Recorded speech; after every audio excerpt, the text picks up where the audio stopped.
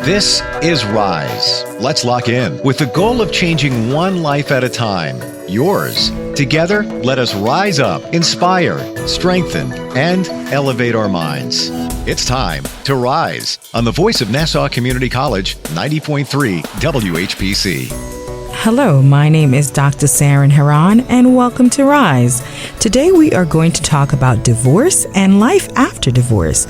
My guest today is Althea Lewis, attended Queens College, pursued her dreams of being a teacher, specialized in African and African American history, to become a middle/high school teacher, obtained her master's degree at Long Island University Post, Masters of Public Administration, MPA. She also served in the U.S. military, currently works for the federal government in New York. She is here today to share her journey, life experiences, speak on the topic of divorce, and inspire you to rise above divorce and know that there is life after divorce. Althea Lewis, welcome to Rise here on the voice of Nassau Community College, 90.3 WHPC. Hi, Dr. Aaron. Thank you for having me. I'm very happy to be here. We're wonderful. We're happy that you could be here.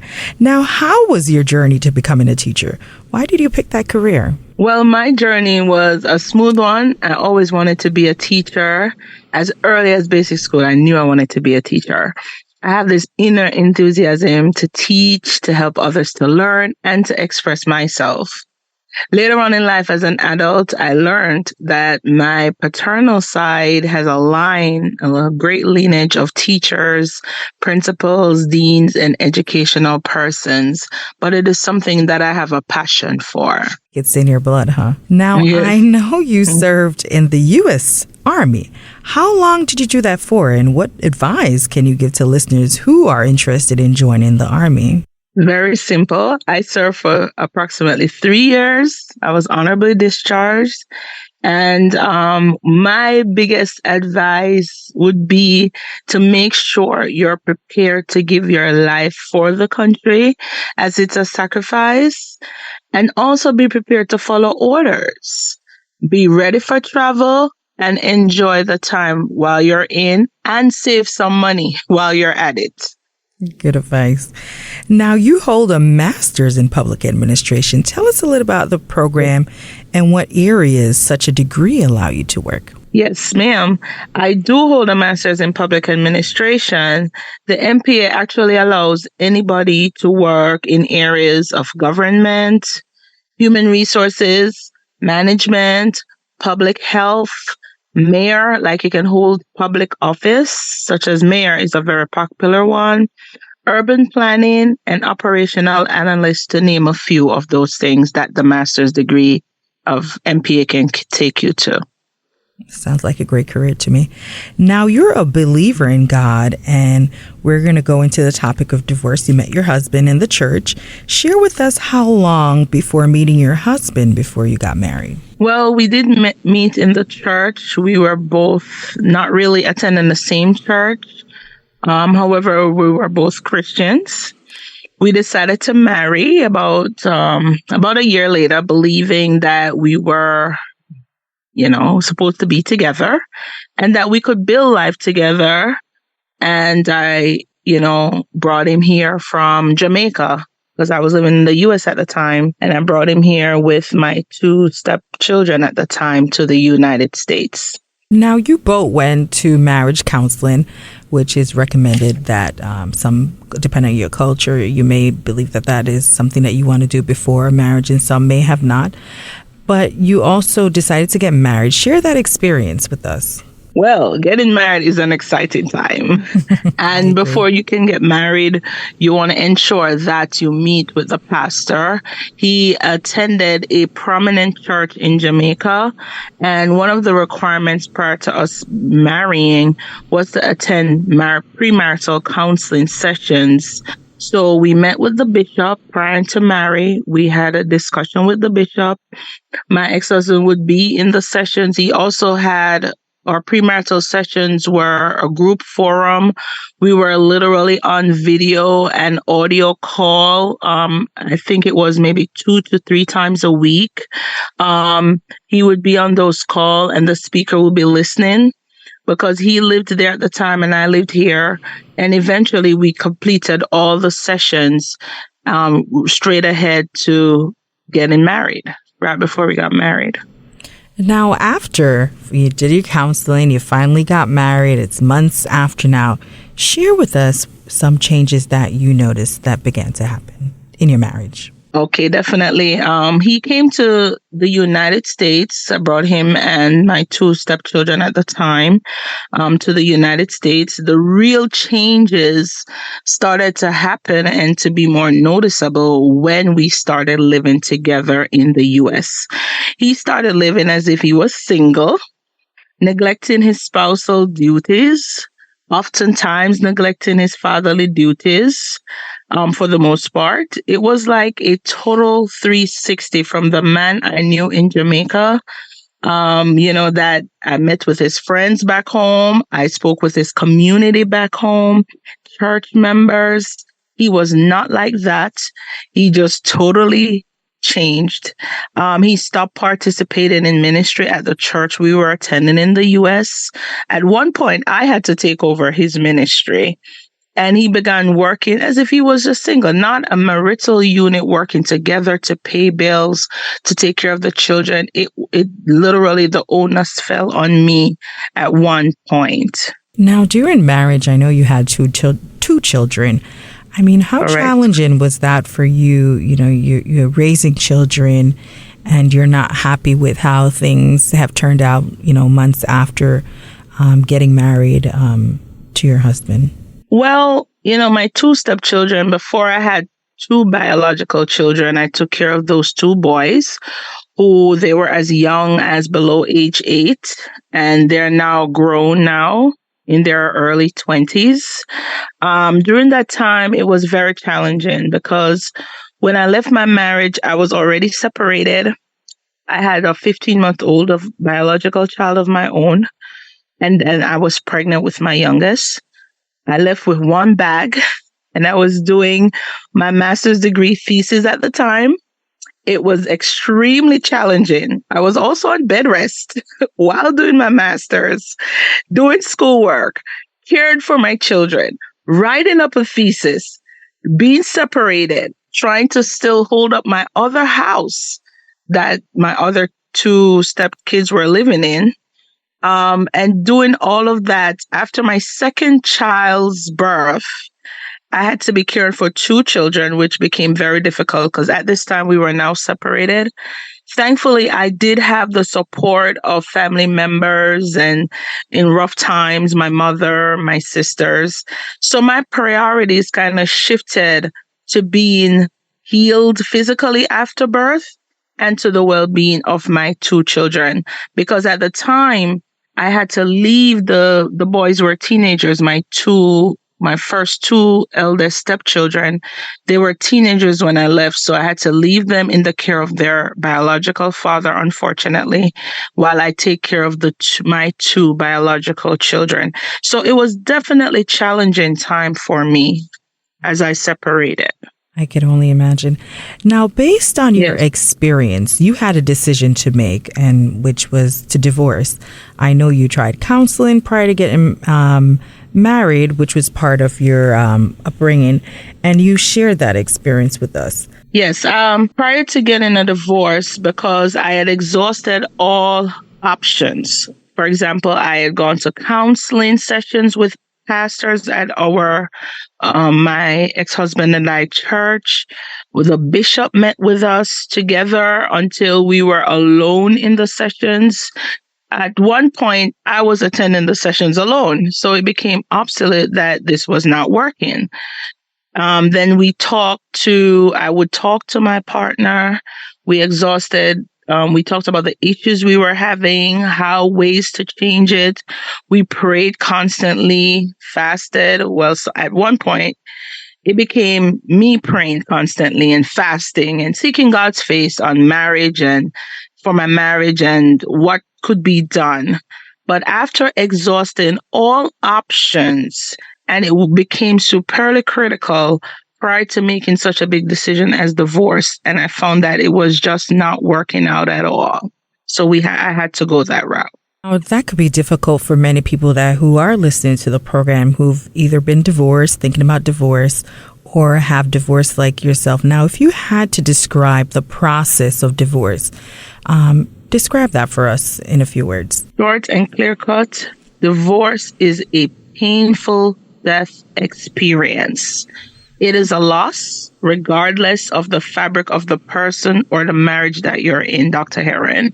It's just a painful death experience. Now, after divorce, you needed to get your life back on track, which many people, they have to become resilient. You have to put back the pieces together. How hard was it for you to put back your life together now? You had your children, you had your job, and you had everything else that you were working on at the time. So honestly, I would say God put my life back together, because if it was on my own strength, I'd be lying. After my divorce, I was emotionally, mentally, physically, and financially drained. Emotionally, what I had to do was say positive affirmations of myself, say what God says about me, say what I think about myself. I had to constantly look in the mirror. You're fearfully and wonderfully made. For the plans that God has towards you is not of evil, but it's of peace and expected end. I had to look into the mirror and reaffirm myself. You are beautiful. You are not what they say you are. Financially, divorce left me broke, in debt, and desolate. The Lord really allowed me to get a promotion at my job at that time, where I diligently paid off debts and saved as well over time, because I had incurred a lot of divorce fees, lawyer fees. So that happened in that time. Over time, I had to pay those off. Physically, I was so severely sad, Dr. Heron. I turned to food for comfort. I gained significant weight. Wow. And it took me years, and I mean like about 4 to 6 years, to actually be in a happier place over time as a process to lose the weight that I had gained during that time when I was so sad. But to make it clear, it was a process, right, and days, and it took months and years to get back on my feet with God's help. Wonderful. You are listening to Rise on the Voice of Nassau Community College, 90.3 WHPC. My name is Dr. Saran Heron, and today we're talking with my guest today. Althea Lewis attended Queens College and pursued her dreams of being a teacher, specialized in African and African American history to become a middle/high school teacher, obtained her master's degree at Long Island University Post, Masters of Public Administration, MPA. She has also served in the U.S. military, currently works for the federal government in New York. She is here to share her journey and her life experience, speak on the topic of divorce, and inspire you to rise above divorce and know that there is life after divorce. Now, Althea, we've been talking a little bit about divorce, and you're sharing your experiences. Now, in order to be at the place you are today, you also took personal steps towards healing. You attended what was called the Wounded Warrior Project. For those not familiar with this project and services provided, talk to us a little bit about that. Well, the Wounded Warrior Project assisted me at the time by providing paid psychotherapy after my divorce for around a year and a half. What they did was basically the therapy were counseling sessions in an effort to navigate trauma that I faced during my marriage. The Wounded Warrior Project itself actually is a nonprofit organization whose aim is to honor and empower wounded veterans or disabled veterans. They do provide services in mental health, career counseling, advocacy efforts, and financial assistance. What they also helped me with was some moving expenses to move out of my marital home at the time, because I was really broke. And I just had a C-section, having had my last child, my second child. And I had severe issues with physically. So with healing, so I was unable to lift. They assisted with the move. So with the move, assisting with the move, and also providing a healthier space where I could get counseling, psychotherapy sessions, that was helpful in my therapy in navigating my life after divorce. Now, you're at a place today where you're stronger now. As you mentioned, your faith helped you to get to that point. You're happy, you're at peace, you've worked on yourself, you're loving yourself, and you're raising your 2 boys. Talk to us about that now. Oh, yes, definitely at peace, Dr. Heron. Wonderful. When I personally left my marriage, it was to live in peace. Right. And it was also to ensure that my children are raised in a healthy environment. The peace was very, very important to me. So fostering a positive environment is crucial. And my boys can come to me, and I have an open forum. They can come and discuss anything with me. I have open lines of communication. I did not stop the process of having them to know their dad. So to them, they visit their father 1 to 2 a month. So they interact with him. They spend time with him, weekends with him, some weekends with him, and they get an opportunity to be with their father as males, learning over time as well. To love myself again was also critical. As I stated before, the process of words of affirmation, saying what God says about me, developing my self-esteem again was also another step towards, healing. Now, Althea, you wanted to share your story to uplift others who may be going through, thinking about it, or even divorced. Now, what encouragement can you offer, having experienced this yourself, today to our listeners that may be listening to you? I do have a few things to say in regards to encouraging those who have been through separation, who are going through divorce, who have had a divorce. First thing is, God is a healer. He is a restorer. He's a deliverer. He's a comforter and a friend. Those 4 particular things I know for myself.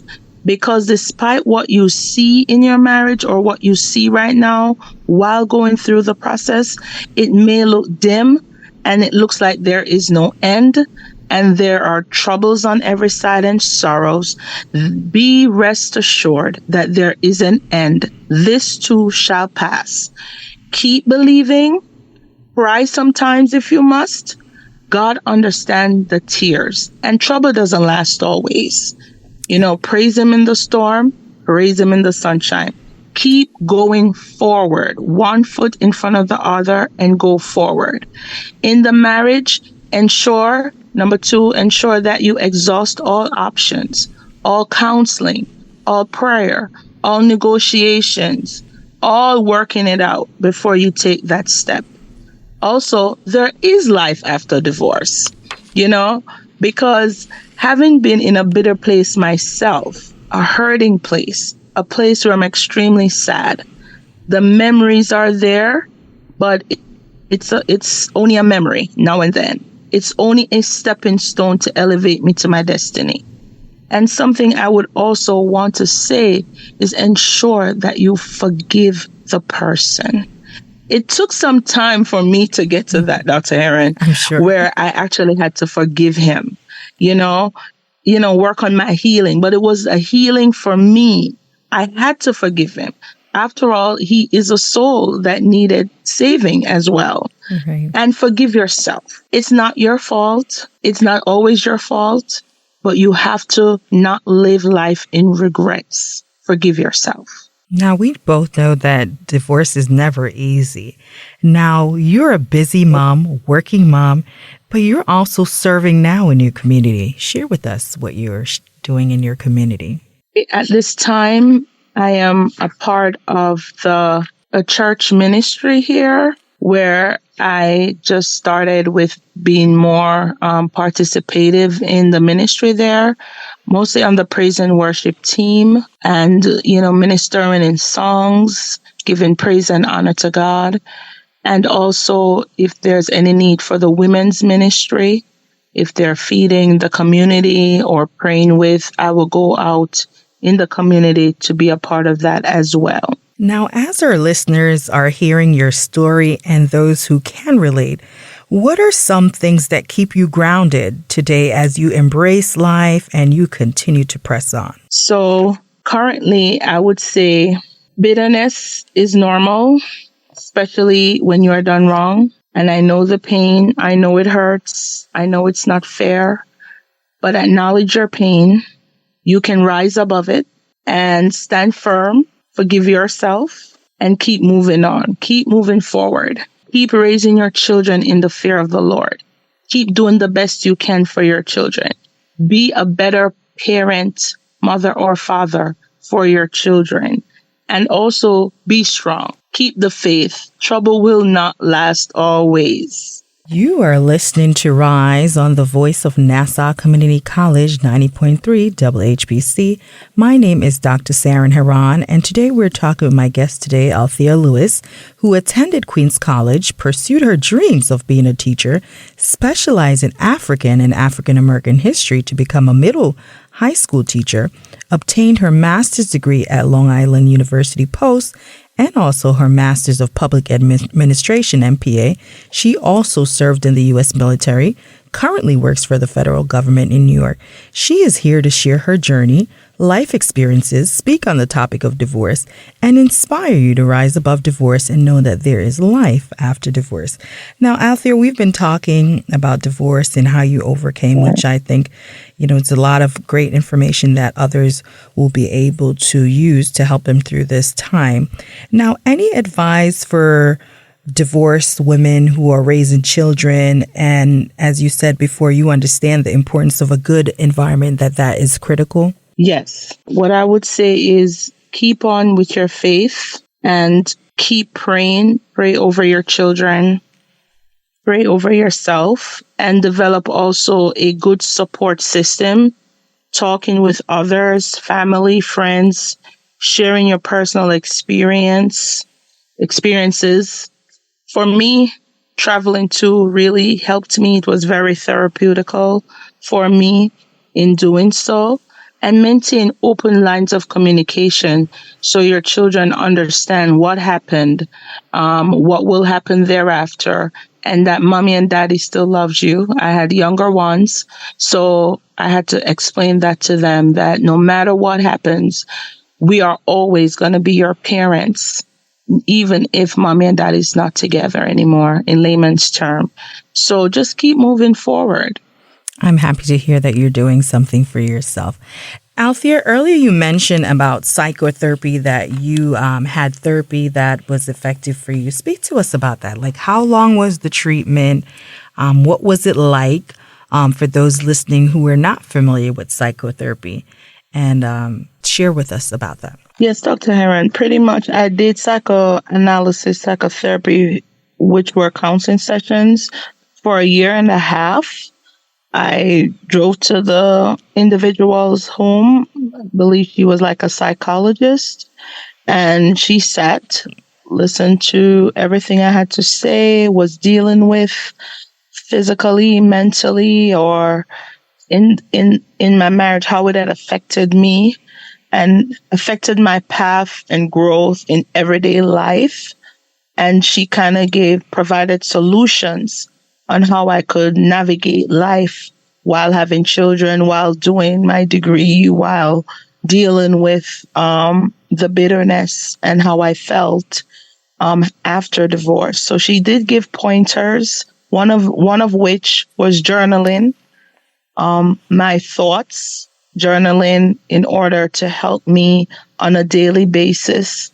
So that was also one thing that was given during the psychotherapy or counseling sessions after my divorce. Wonderful.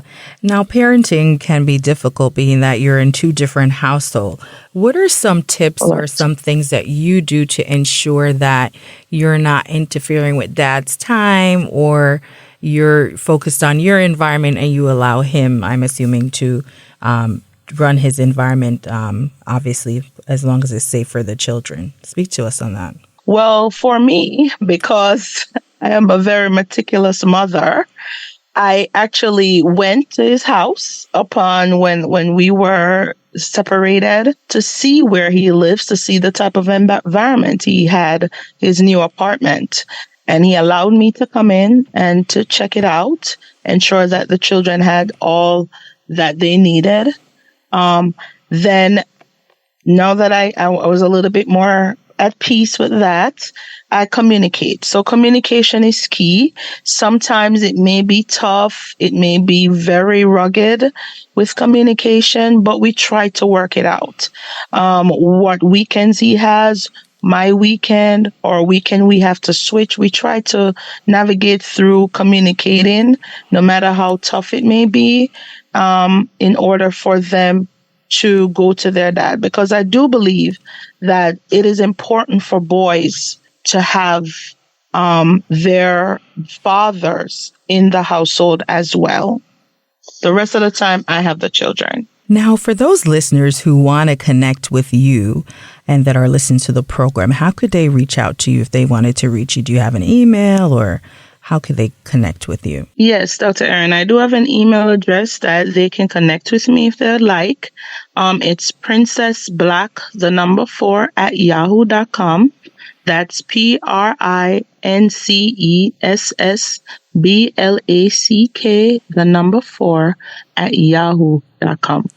Thank you for being here, Althea Lewis. I just want to give a warm welcome to International Prayer Institute evangelist Camille James. I know you're listening on today's program. What advice can you offer based on our topic today? Thank you, Dr. Erin. It's good to be here. Marriage is honorable in all. Many have not experienced this honor in their life, but just know that there is always hope in our tomorrow. Although you may not have had good experiences to date or in the past, there is a life, wonderful life after a divorce. Be encouraged today. We have listened to Miss Lewis' story, and we have heard that you can go forward, you can hold on, you can hold your head up high, you can look to the hills, you can press along, and knowing that there is a bright, bright future for you. My encouragement to everyone this day and to the following day, that you can look to the hills from whence cometh your help. Blessings always. I appreciate you both taking the time to speak with us. Thank you again, Althea. Thank you very much, Dr. Heron, for having me. I appreciate it, and I hope someone will be encouraged. I'm Dr. Saran Heron. There is life after divorce. Stay strong, and I encourage you to find healing. You will smile again and find peace. Blessings to you all. Thanks for listening to this week's edition of Rise, available wherever you listen to podcasts, and always right here on the voice of Nassau Community College, 90.3 WHPC.